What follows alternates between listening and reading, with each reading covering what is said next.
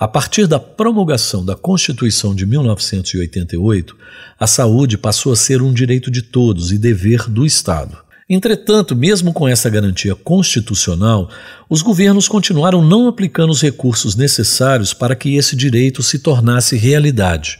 Foi preciso propor uma alteração na Constituição para definir quanto caberia à União, aos estados e aos municípios investir em saúde, com a definição dos valores mínimos de gastos.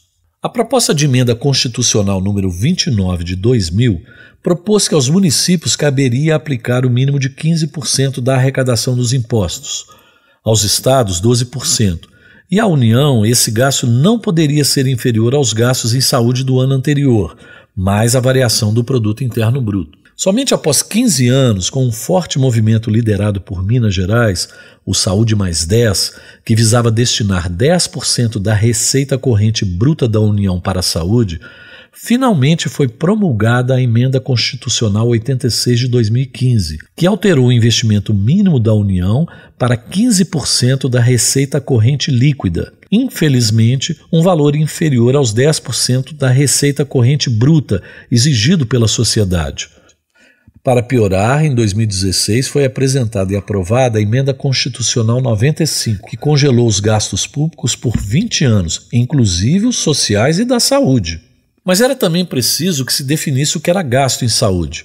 Ao longo dos anos, os governos usavam o conceito de gastos em saúde como lhes era conveniente e lançavam contabilmente despesas que não tinham relação direta com assistência à saúde. Novamente, a sociedade teve que se mobilizar e a definição do que era gasto em saúde veio com a aprovação da Lei Complementar 141 de 2012, que mostrou de forma clara o que é gasto com saúde. Com a norma, estados, municípios e União passaram a efetivar os gastos com ações que de fato são gastos em saúde. Mas você acha que a luta acabou? Mais uma vez a sociedade terá que se mobilizar. É que mesmo com a definição do mínimo a ser gasto e com o que pode ser gasto, os governos, com base em lacunas legais, estão deixando de aplicar o recurso financeiro constitucionalmente definido. Lamentavelmente, a Lei Complementar Federal 141 previu que para o cálculo de gasto com saúde, os governos poderiam somar os restos a pagar do orçamento com as despesas efetivamente executadas. Restos a pagar é tudo aquilo que os governos, com base no orçamento, empenham, mas não pagam no mesmo ano. Ou seja, os restos a pagar não deveriam ser computados como gasto real em saúde. E para agravar a situação, a lei não definiu o percentual máximo do orçamento que os governos podem considerar como restos a pagar para fins de comprovação do gasto mínimo com saúde. Em Minas Gerais, no exercício financeiro de 2011, ou seja, antes da definição do que é gasto com saúde pela Lei 141, foram inscritos como restos a pagar pouco mais de 400 milhões. E agora, em 2016, foram inscritos mais de 2 bilhões e 600 milhões de reais, um aumento de mais de 640%.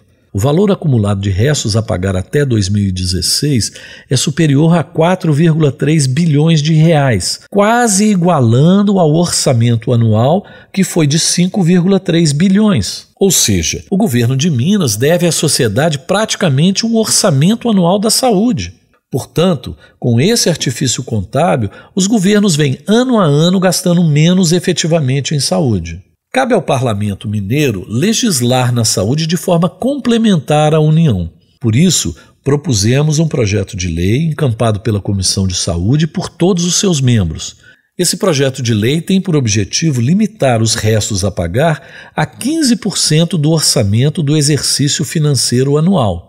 Para a aprovação do projeto de lei 4241 de 2017, é vital a mobilização da sociedade novamente. A aprovação dessa norma representará um aporte adicional de aproximadamente 2 bilhões de reais no próximo ano na saúde. Conclamamos a todos para mais esse desafio. Essa não é uma luta contra esse ou aquele governo. Essa é uma luta em defesa do patrimônio público. O SUS é de todos os mineiros. Assine o manifesto público que está na internet e solicite apoio dos demais deputados. Seja mais um a fortalecer e a garantir o cumprimento do direito constitucional de acesso à saúde.